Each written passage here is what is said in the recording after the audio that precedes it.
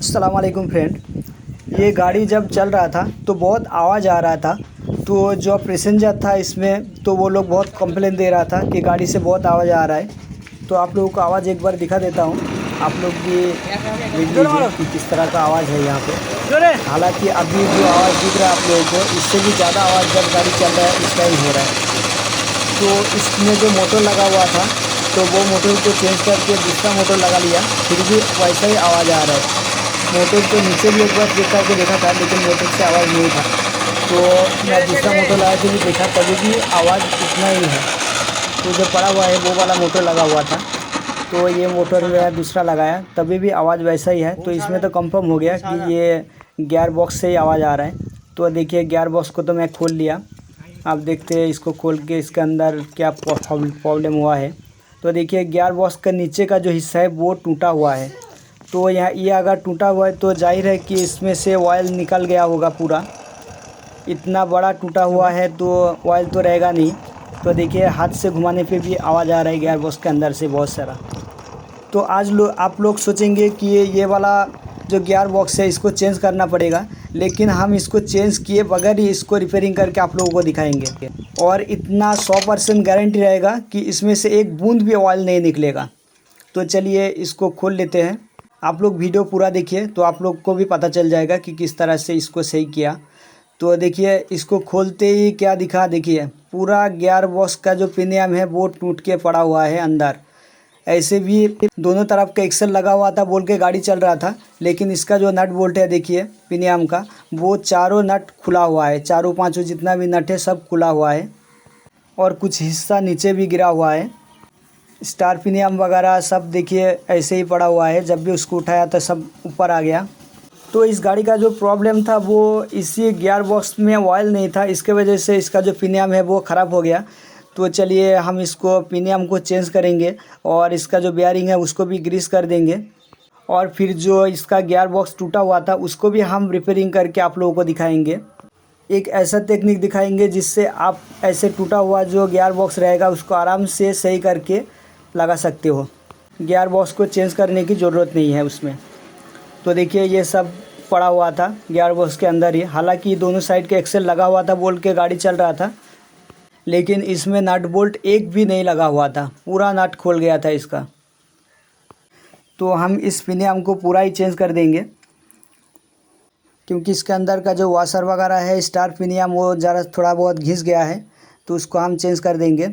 तो इसको भी निकाल लेते हैं पहले। तो देखिए इसको सफाई करके फिर जो बेयरिंग है उसको ग्रीसिंग करके पिनियम को चेंज करके आप लोगों को दिखाते हैं। और बीच में दिखाएंगे कि इस जो गियर बॉक्स है इसको हम किस तरह से सही किए। और मेरा एक दूसरा चैनल है जिसमें मैं इलेक्ट्रिशियन काम के बारे में वीडियो डालता हूं। आप अगर इलेक्ट्रिशियन का काम सीखना चाहते हो तो उसको सब्सक्राइब करके रख सकते हो। लिंक वीडियो के डिस्क्रिप्शन में दे देंगे, आप वहां से जाके चैनल को देख सकते हो और सब्सक्राइब भी कर सकते हो। तो देखिए यहाँ पे मैं ग्रीसिंग कर लिया पूरा, जितना भी बेयरिंग लगा हुआ था सबको मैं ग्रीसिंग कर लिया, क्योंकि बेयरिंग को देखा एक भी बेयरिंग ख़राब नहीं हुआ था। तो चलिए पहले पिनियम को फिटिंग कर लेता हूँ, डबल गियर को फिटिंग कर लेता हूँ, फिर आप लोगों को दिखाएंगे कि ये जो गियर बॉक्स है इसको किस तरह से मैं सही किया। अगर ऐसे जिस तरह से था वैसे नॉर्मल लगा दोगे तो इसमें से ऑयल फिर से टपकेगा और गियर बॉक्स का ऑयल ख़त्म होके फिर से इसका पिनियम या तो बेयरिंग ख़राब हो जाएगा। तो चलिए इसको एक बार लगा लेता हूँ मैं।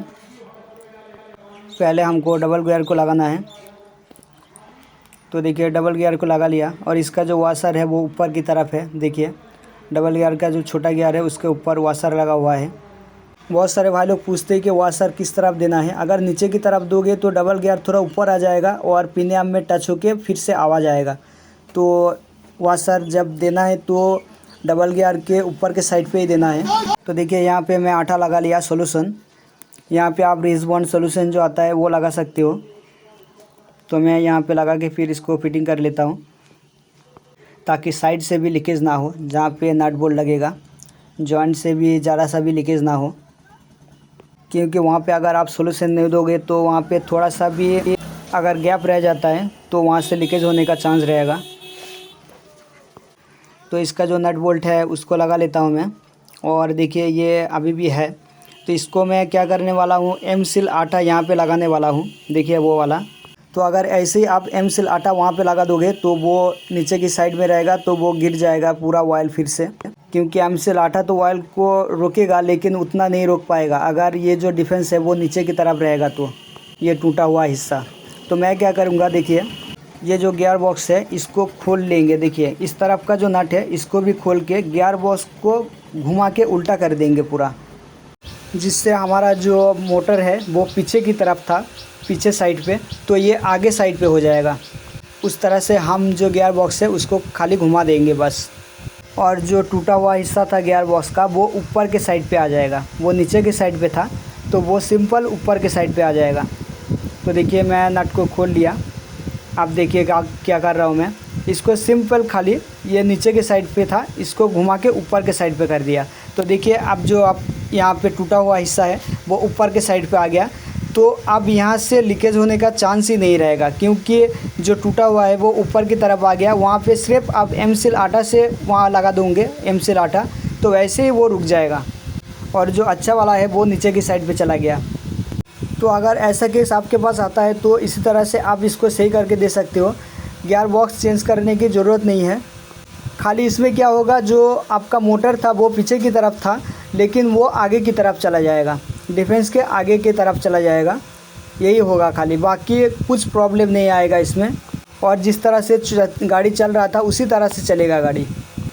तो आप लोगों को फिटिंग करने की बात भी दिखा देते हैं। तो इसको लगा के भी गाड़ी में आप लोगों को दिखाते हैं। देखिए तो देखिए मैं गाड़ी में फ़िटिंग कर लिया। तो देखिए पहले मोटर क्या था, पीछे की इस साइड पे था लेकिन अभी चला गया आगे की तरफ, ठीक है। और देखिए यहाँ पे जो टूटा हुआ हिस्सा है वो ऊपर की तरफ आ गया। यहाँ से ही मैं ऑयल डाल दिया, इसकी वजह से वहाँ पे थोड़ा ऑयल पड़ा हुआ है, उसको अच्छी तरह से पोंछ के फिर जो एम सील आटा है इसको लगाने वाले हैं हम। और 101% गारंटी है कि यहाँ से और एक वो ऑयल का बूंद भी नहीं निकलेगा, ना ही नीचे की तरफ से ऑयल गिरेगा। तो इस तरह से आप रिपेयरिंग कर सकते हो अगर ऐसा प्रॉब्लम आपके पास आता है। तो मैं वही चीज़ आप लोगों को दिखाता हूँ जो यूट्यूब में कोई नहीं दिखाता है। तो मेरे चैनल को अभी तक अगर सब्सक्राइब नहीं किया तो चैनल को सब्सक्राइब कर लीजिए और बगल में जो घंटे का बटन है उसको दबा के ऑल नोटिफिकेशन को ओके कर लीजिए। और वीडियो अच्छा लगे तो एक लाइक कीजिए और अपने दोस्तों के साथ भी शेयर कीजिए।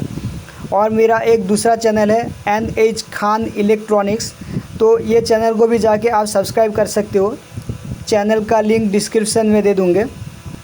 उसमें मैं सिर्फ इलेक्ट्रिशियन के बारे में वीडियो डालता हूँ, तो जाके वो वाला चैनल को भी सब्सक्राइब कर सकते हो और वो वाला वीडियो भी देख सकते हो।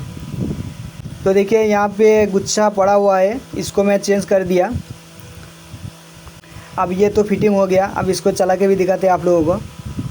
तो ये गाड़ी में जो प्रॉब्लम था वो गियर बॉक्स टूटने की वजह से ही इसका जो ऑयल है वो गिर गया था, और ऑयल गिरने की वजह से इसका जो पिनियम है वो टूट गया है। तो उसको तो मैं सही कर दिया, और जो गियर बॉक्स टूटा हुआ प्रॉब्लम था वो भी ख़त्म हो गया। तो चलिए वीडियो इतना ही। Thanks for watch.